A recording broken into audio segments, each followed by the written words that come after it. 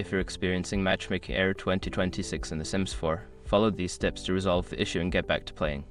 Step 1. Check your internet connection. Ensure that your internet connection is stable and working properly. You can do this by testing your connection on other devices or running a speed test.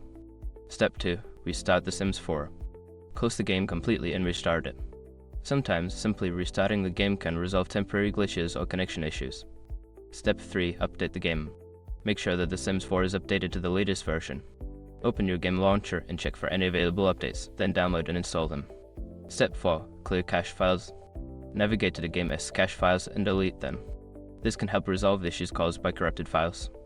Look for the cache folder in your Sims 4 directory and delete its contents. Step 5. Check EA server status. Visit the EA server status page to see if there are any ongoing issues with the servers. If the servers are down, you may need to wait until they are back online to connect. By following these steps, you should be able to resolve the matchmaking error and enjoy your game. If the problem persists, consider reaching out to EA support for further assistance.